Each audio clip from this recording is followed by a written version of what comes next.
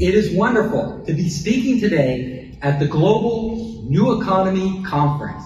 My name is Steve Hoffman, but in Silicon Valley, they call me Captain Hoff, because I am the captain and chairman of Founderspace, one of the world's leading startup accelerators and global venture builders. We have over 50 partners in 22 countries, and our mission is to link Silicon Valley with the rest of the world. We want to help entrepreneurs from the very beginning with their business models, raising capitals, and scaling their businesses. I am also author of 3 award-winning books: Make Elephants Fly, which is all about the process of radical innovation; Surviving a Startup, which teaches entrepreneurs everything they need to know to scale their businesses and turn them into unicorns; and The 5 Forces, which talks about new, emerging technologies which are poised to transform industry, society, and our lives, like artificial intelligence, gene editing, and how we will insert electronics into our bodies, like brain-computer interfaces, and drive towards superintelligence.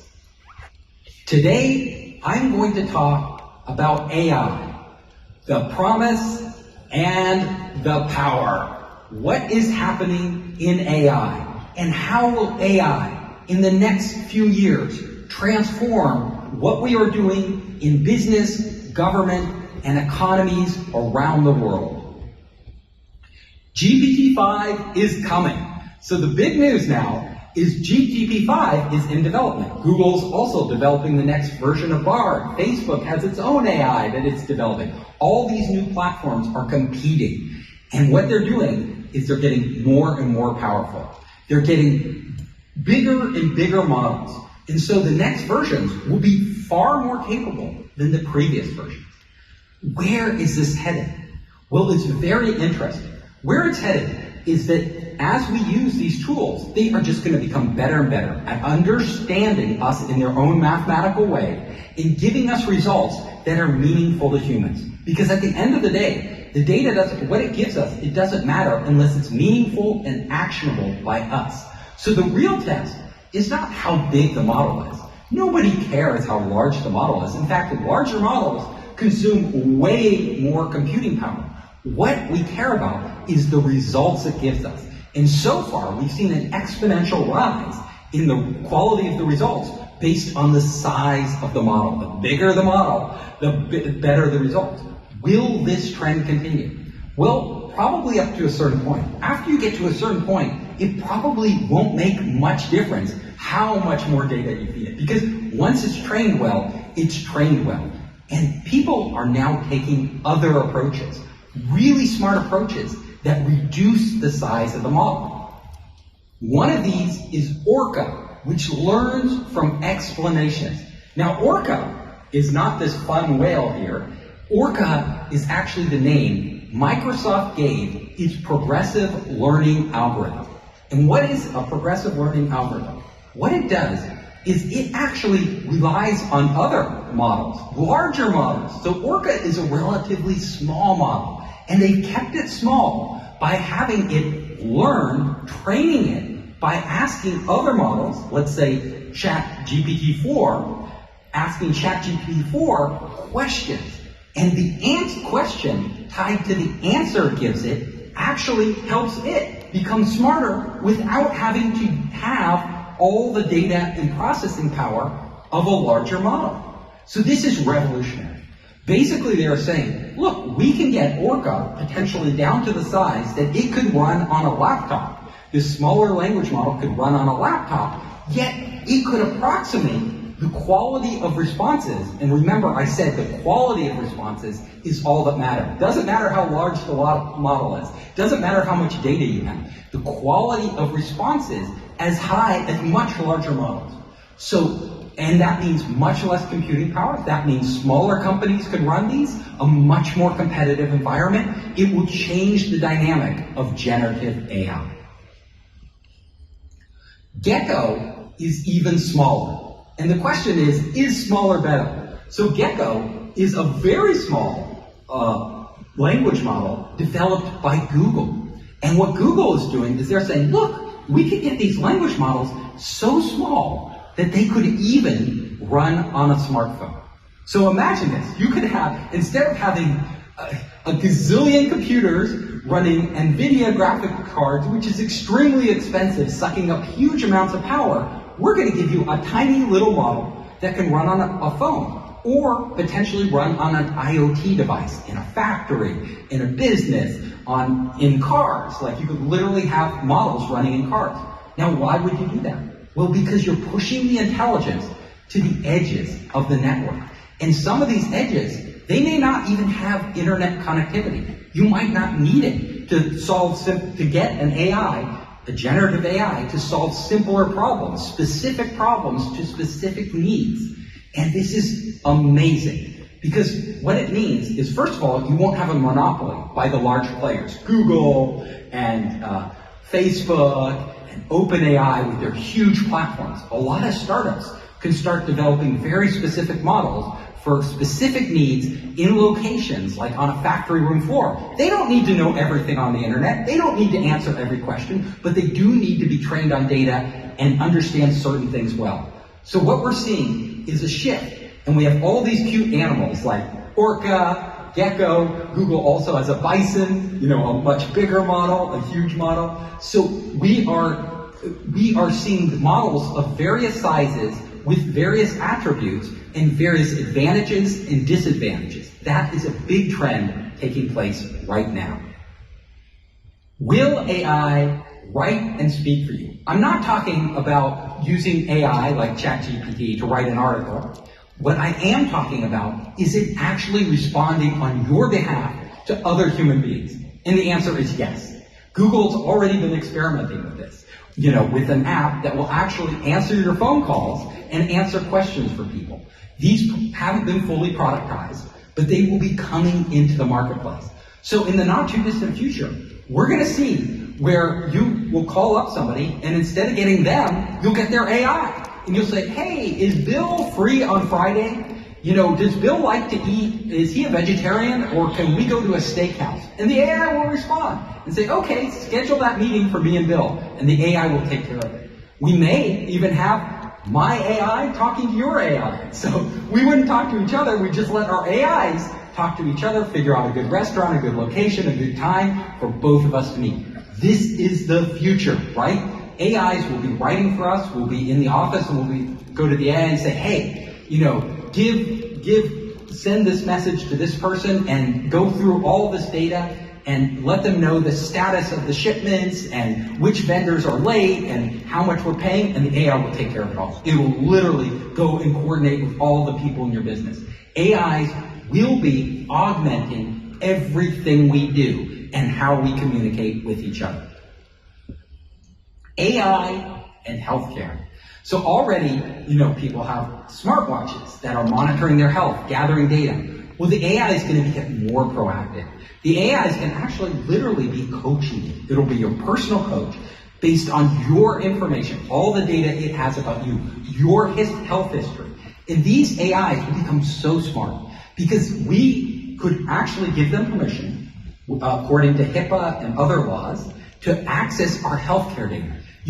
When we go to our doctor and we have blood tests taken and we get all the lab results, the lab results are really hard to understand. But an AI could literally take those results and then also correlate them to our personal data that we're getting from our wearable device, our iWatch or smartwatch, that's giving it personal data on us throughout a long period of time, sleep data, health data, all sorts of data, blood pressure, and then it could actually diagnose us and come up with much more superior diagnoses than a human doctor would. Because a human doctor simply wouldn't be able to process all this data. They wouldn't have all the data in all the medical journals combined with our personal data from our body and any lab data that we get taken. Imagine combining all three of those. The type of healthcare we will get will be far superior in the not too distant future than we have now. And we can get it on a continuous basis.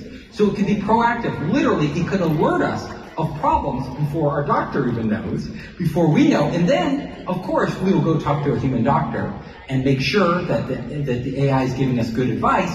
But at the same, it will be a combination, a symbiosis of human beings, like a human doctor, and this generative AI and all the data that we have access to. AI bosses. Are we going to be ruled by AI? Literally, will AI be coming into the workplace and acting as our boss? Well, let's ask a few questions. What does a boss normally do? Well, number one, they identify potential, like who are good employees. Well, AI does this very well. In fact, AI can interview people far better than people can, because we all have biases, we have filters, we look at somebody. And a lot of times it's, more attractive people get hired more. More attractive people get paid more. But sometimes a person who isn't more attractive, you could actually hire them because they have much more potential that you're not giving them credit for, because you're just judging them by their looks. And that's what humans do. We judge each other by our looks. AI can go deeper than that. AI can ask questions that human beings might not ask. AI can look for all the correlations between the answer during a job interview and what a person actually performs like another person with similar answers, right? So AI can construct a model for different personalities and start to understand which type of people are right for which roles and who they should hire and who they should pass on. This is one element of a manager. Another is team building. People are good at team building. People will always be necessary in building teams. But in managing, coordinating events, giving feedback, we've all had bad bosses. We've all had mediocre bosses. It's not too often we get a great boss. But an AI could literally be the best boss ever. Because the AI could always be there for us. Always answering our questions, always helping us, always training us, teaching us to be better, setting goals for us that are realistic and walking us through those. Our normal boss is too busy, and they're human, and they get upset, and they may yell at us. The AI would never yell at us. It would always be more constructive, because that's how it would be programmed. Another function of boss is assigning tasks. AIs could do this very well. They can do this today. They can coordinate things and assign tasks very efficiently, a lot of times more efficiently than human beings can, because they can do it based on data, not based on emotions, like how I feel about this and what is the priority. They can really look at the results they're going to get, track those results. And that brings us to our next one, measure our performance. So AIs will be measuring our performance in the workplace. They will be singling out which employees are great, which ones need to get promoted, which ones aren't doing well, which ones need to get support, and which ones need to get fired. So if you haven't been fired by an AI yet, and you haven't been hired by an AI yet, just wait. It is coming. Lastly, providing feedback. Performance reviews. When your boss gives you reviews and tells you how you're doing and sets out a career and a path for you. AI will literally do this function too. It could do it right now. And there are AIs out there that are literally writing performance reviews and giving people feedback already on the job. We will see this taken to the next level. As the AI gets more data about our individual performance on the job, the AI will be able to do this better and better and better until it outperforms people. So will AI be our bosses in the future? Absolutely. Companies will use them simply because they work so well. We, as people, will like them because they're actually more effective than human bosses. So this is definitely a big trend in AI. Predictive AI, another amazing trait of artificial intelligence, is to predict the future. We have AIs right now that can literally predict whether people will have heart attacks. AIs that can literally predict people's actions. Israelis have developed AI cameras that can look at people and predict whether they are going to shoplift, whether they are going to steal a product off a shelf before they steal it. So the AI can be looking, and just by how the person walks up and down the aisle, how they glance around, what they're doing, they can pattern match that to other shoplifters who have shoplifted in the past that they caught on camera and analyzed and trained the data on, and then they can alert the store. This person is about to shoplift.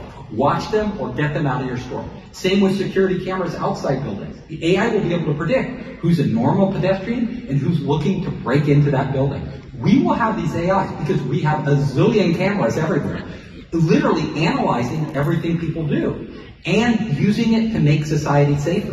They even have AIs right now that judges are using to determine whether convicted people convicted of a crime, should be let out on parole in the United States. Like the AI is determining what their recidivism rate is. Will they commit a crime again? What is the likelihood?